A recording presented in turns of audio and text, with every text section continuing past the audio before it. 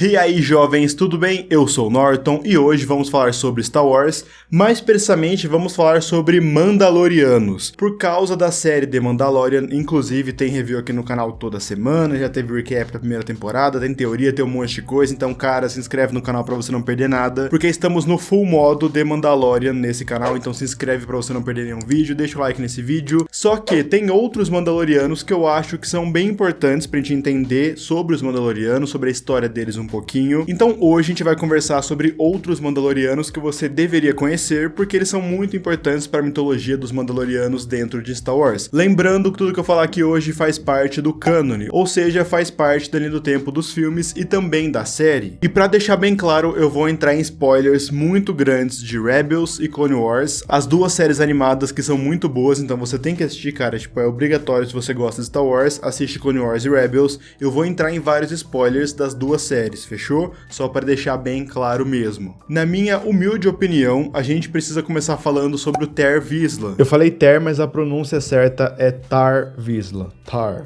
Só pra deixar bem claro mesmo, então toda vez que eu falar Tarre, vocês ouçam Tarre, por favor.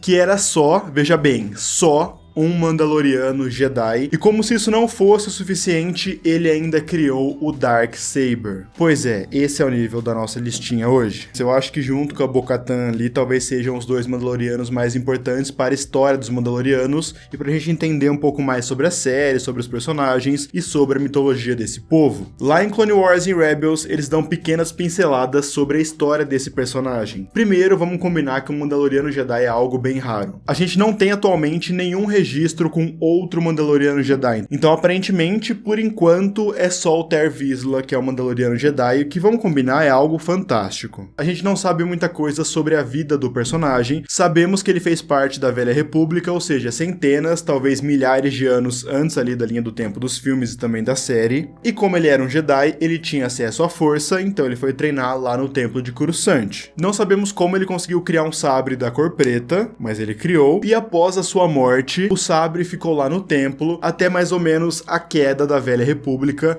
onde os Mandalorianos atacaram o templo e roubaram o sabre, e o sabre acabou virando um símbolo para o clã Vizsla e também para os Mandalorianos, para Mandalore mesmo, o planeta dos Mandalorianos. Para o clã Vizsla, ficou meio que um sinal de superioridade, então o clã Vizsla tem que ter o Darksaber, deixando meio por cima que o clã Vizsla teria que liderar os Mandalorianos, entendeu? Para os Mandalorianos fora do clã Vizsla, o Darksaber também virou um símbolo de poder, porque as casas e os clãs de Mandalore, eles sempre se matam. Os Mandalorianos, eles guerreavam muito, não só contra seres exteriores, então contra Jedi, contra a República, uma época, como também guerreavam muito entre si. Então quem empunhava o Darksaber, teoricamente, segundo esse símbolo, essa lenda, conseguiria unificar os Mandalorianos. Então essa é a importância do Tarre Vizsla. Primeiro, Mandaloriano Jedi, o que é algo totalmente impensável, porque os Mandalorianos e os Jedi não se bicavam. Então imagina o nível de poder e de habilidade, porque o Mandaloriano já é algo muito forte, assim, muito habilidoso. Imagina o Mandaloriano com acesso à força, com o Darksaber, então assim, já é maluco demais tudo isso. É claro que ainda faltam algumas lacunas, né, sobre o Tarre Vizsla, mas é algo que eu acredito que vai ser melhor explorado no futuro. A Disney não vai deixar isso passar, porque é algo que dá pra vender muito boneco, por exemplo. Vamos seguir então esse sobrenome Vizsla, e outro Mandaloriano que você precisa conhecer é o Pré-Vizsla, e esse personagem ele é muito importante para Mandalore, e não só para Mandalore em si como planeta, como também para o Mando lá da série The Mandalorian. Vocês vão entender o porquê, peraí. O Pré-Vizsla era o primeiro-ministro da Lua de Concórdia, que é a Lua de Mandalore. Um parênteses sobre a Lua de Concórdia, tá faltando um pedaço da Lua, como vocês podem ver aí na imagem. Isso aconteceu literalmente porque os Mandalorianos guerreavam muito entre si, então os caras tiraram um pedaço da Lua, explodiu ali um pedaço da Lua de tanto que eles se matavam. Meu amigo, olha o nível da parada mesmo. O Pré-Vizsla mandava lá em Concórdia durante as guerras clônicas, durante a guerra entre a República contra os separatistas,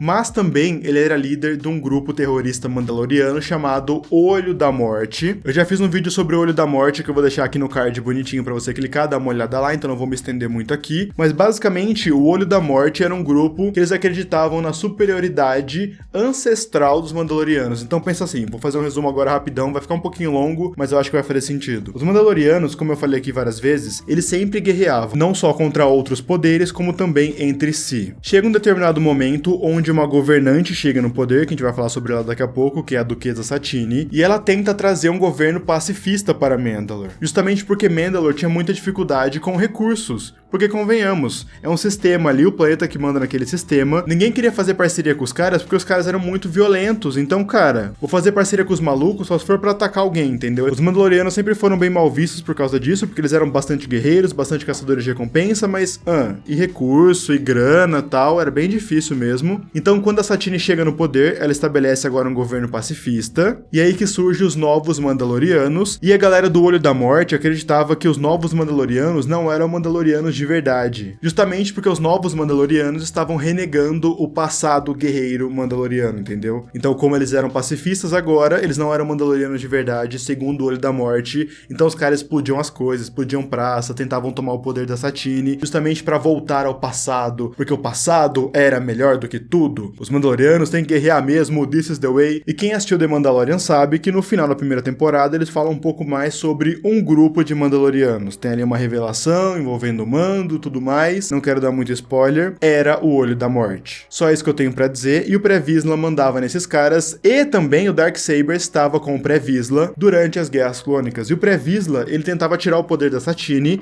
ele não conseguia, até o momento onde entra um cara que muda toda a balança, que não é um Mandaloriano, mas é muito importante para a história de Mandalore, que é o Maul. Durante as Guerras Clônicas, ele tomou o Mandalore, com a ajuda do Olho da Morte. Então o Olho da Morte consegue tirar a Satine do poder, porque o Maul chega com seu novo sindicato do crime, que é a Sombra Coletiva, e é óbvio que o Maul não ia deixar o Pré-Vizsla mandando ali em Mandalore. O Pré-Vizsla era só uma ferramenta do Maul, então o Maul desafia o Pré-Vizsla, e como tem esse passado guerreiro que não pode ser negado, o Pré-Vizsla não pode fugir de um desafio. E ele é derrotado pelo Maul, porque convenhamos, tem o Darksaber lá, tá, o Pré-Vizsla é bem bom, mas o Maul é um excelente espadachim. E também tem acesso à força, então ele derrota o Pré-Vizsla, ele corta a cabeça do Pré-Vizsla, isso lá em Clone Wars, desenho, estou falando, e o Maul então toma o poder de Mandalore e também toma o poder do Olho da Morte. Então Pré-Vizsla é bem importante porque foi ele que deu o golpe na Satine, ele conseguiu tirar a Satine do poder, e o Darksaber agora vai para as mãos do Maul, depois em Rebels o Ezra acha, dá pra Sabine, a gente vai conversar sobre isso aqui nesse vídeo ainda. Tudo isso eu acho que mostra a importância desse personagem, porque querendo ou não, ele que tirou os novos Mandalorianos do poder. Ele foi ajudado, mas foi ele que tirou. O sobrenome Vizsla era bem influente dentro do governo de Mandalore. Eu vou fazer um vídeo só explicando como funcionava o sistema de casas, clãs, tal, eu vou fazer esse vídeo ainda, eu tô planejando, tô escrevendo,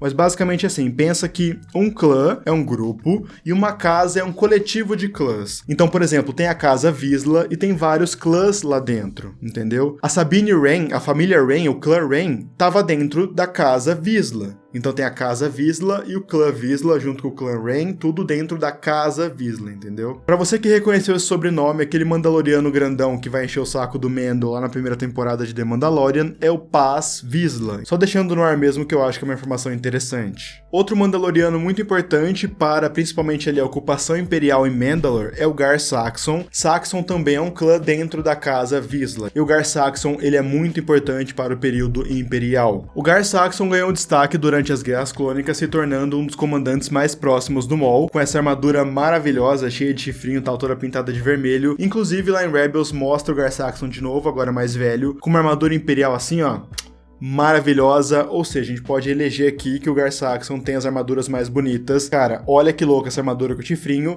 e olha que louca essa armadura imperial. Não tem como, o Gar Saxon, ele é muito estiloso. Ele é um cara muito do mal, mas ainda assim ele é muito estiloso, vai, a gente não pode falar que não. E após a criação do Império e a ocupação imperial em Mandalore, o Gar Saxon se tornou o vice-rei imperial de Mandalore, que basicamente ele era o governador de Mandalore. Tem todo esse título, vice-rei imperial, mas basicamente ele era o representante do imperador em Mandalore. Então ele governou Mandalore por muito tempo. O Gar Saxon morreu após um duelo com a Sabine lá em Rebels. Então o Gar Saxon tira um X1 com a Sabine, ela não mata ele, quando ela vira as costas, ele vai atirar nela e ela tava de costas. A mãe da Sabine, que é a Ursa Wren, que também é uma personagem muito importante, a gente vai conversar sobre ela daqui a pouco, ela abre o peito do Gar Saxon com um mega tirão, porque, cara, o cara perdeu pra filha dela e ia matar a mina de costas, a mãe dela não quer deixar isso acontecer, então Gar Saxon morre aí. Agora a gente vai falar sobre duas Mandalorianas que são essenciais pra entender Mandalor, Mandalorianos, ocupação imperial e tudo mais. Então senta aí que vai vir muita história agora. Eu quero começar falando sobre a Duquesa Satine. A Satine, ela fez algo assim impensável, como a gente já comentou aqui no vídeo de hoje. A Satine só trouxe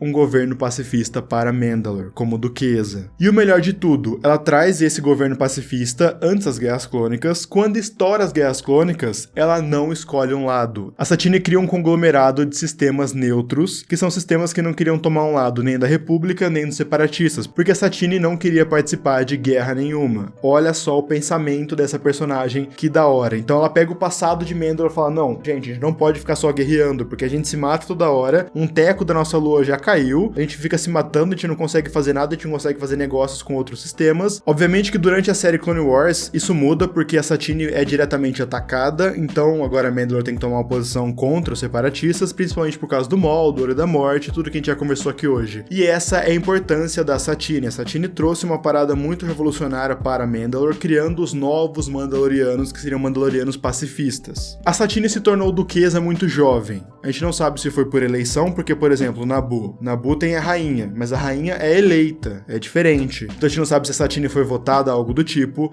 mas pensa assim, Mandalor geralmente era governado por Mandalor, o Mandalor, sabe? Tipo, essa é uma personificação de um cara muito guerreirão, tal, que mandava em todo mundo. A Satine, então, quebra isso, a gente não sabe como exatamente, e quando isso acontece, rola uma guerra civil. Tanto que é nesse momento que Obi-Wan e o Qui-Gon são mandados pela Ordem Jedi para proteger a Duquesa Satine, e eles ficam lá em Mandalor por um ano tentando correr da galera. Porque tava rolando uma guerra civil de Mandalorianos. Então não é só uma guerra civil, é tipo Mandalorianos voando e se matando toda hora. Então o Qui-Gon e o Obi-Wan ficam um ano lá, tanto que o Obi-Wan e a Satine têm ali um relacionamento, eles começam a se gostar, tal, isso eles eram muito jovens. Depois que tudo é resolvido, eles colocam a Satine de volta no poder e vão embora. Então você pensa que a Satine tinha uma difícil missão de reerguer Mandalor de maneira pacifista. O lado que perdeu a guerra civil, que queria trazer a velha Mandalor de volta, essa galera perdeu a guerra e foi banida para a Lua de Concórdia.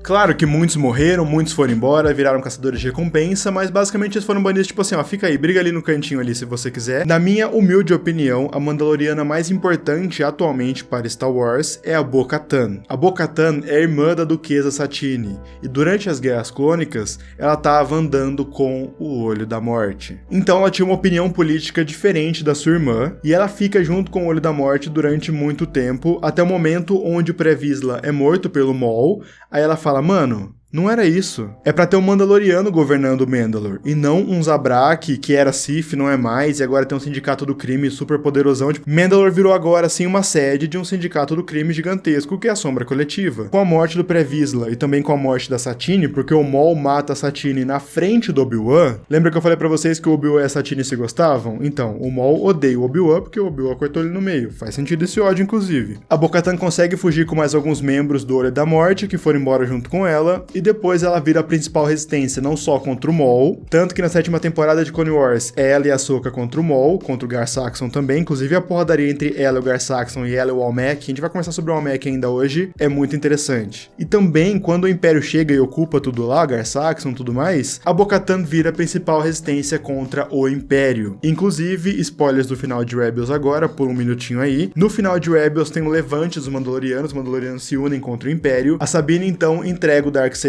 pra ela ergue o Darksaber e os Mandalorianos vão lutar contra o Império. A gente sabe que isso não deu bom, né? Porque rolou o expurgo Mandaloriano e o Moff Gideon taca o Darksaber, mas a Bo-Katan é importante nesse nível. Ela liderou o levante contra o Império. Ela, por algum tempo, era a líder dos Mandalorianos. Isso é muito importante. Guarda isso, porque eu acho que isso vai ser importante no futuro, pra uma série aí e tal. Outro Mandaloriano que a gente precisa citar é o primeiro-ministro Almec. Porque assim, quando a Satine estava mandando como duquesa, tinha o primeiro-ministro de Mandalor que estava ajudando ela. Então era um governo com duquesa e primeiro-ministro. Esse primeiro-ministro era o Almec. O problema é que o Almec se aliou ao mercado ilegal para trazer recurso e também para ganhar um dinheiro por cima, só que esse recurso era tão ruim e ninguém fiscalizava que ele envenenou a água, por exemplo. A Satine descobre e prende o Almec. Quando o Maul toma Mandalore, ele precisa de alguém para ser um fantoche pro povo comprar a ideia de um novo governante. Ele não pode só chegar lá, gente, eu sou o Maul, tal, vou mandar em vocês agora. Não, ele não pode fazer isso.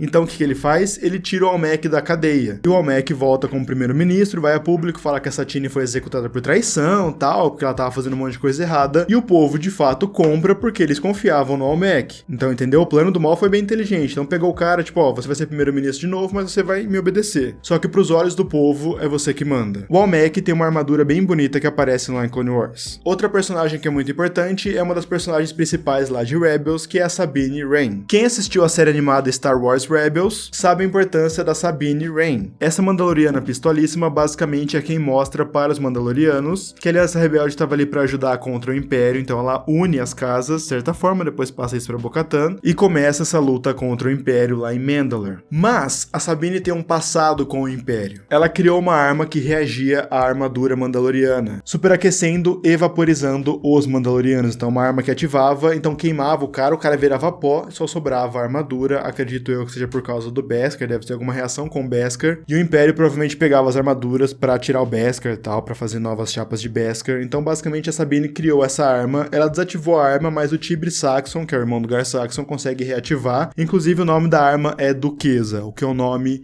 bem de mau gosto. Parabéns, Sabine. Eu tentei trazer o máximo de informação possível sem ficar maçante, pra contar um pouquinho a história de Mandalore também, os Mandalorianos, tudo mais. Então eu sinceramente espero que tenha feito sentido de certa forma. E eu sei que você tá escrevendo loucamente aí embaixo: Norton, pelo amor de Deus, cadê o Jango Fett? O Jango Fett também é um Mandaloriano muito importante, você esqueceu dele. Pera aí, calma lá. Existe um porém nessa afirmação toda do Jango Fett ser um Mandaloriano importante. Porque justamente dentro do cânone não sabemos oficialmente se o Jango Fett é um Mandaloriano ou não. No antigo Legends, que foi desconsiderado pela Disney, eles cravavam: sim, Jango Fett era um Mandaloriano da Lua de Concórdia, mas dentro do cânone ainda não sabemos a origem desse personagem. Inclusive, o que nós temos falando sobre o passado dele fala justamente o contrário, que ele não é um Mandaloriano. Tem um episódio lá de Clone Wars onde Obi-Wan vai para Mandalore e ele fala com o primeiro-ministro Almec. E o Obi-Wan fala pro Almec que recentemente ele confrontou ali um caçador de recompensas mandaloriano chamado Jango Fett, que foi no filme 2. E o primeiro-ministro Almec fala que o Jango Fett era um caçador de recompensas comum e que ele não sabe como Jango Fett conseguiu uma armadura mandaloriana. Entra naquela mesma roupagem do sabre de luz. O cara ter um sabre de luz não quer dizer que ele é um Jedi ou um Sith. O Grievous, por exemplo, não era nenhum nem outro, nem tinha essa sua força, mas ele tinha vários sabres de luz. Então, um cara ter uma armadura mandaloriana e saber usar ela muito bem,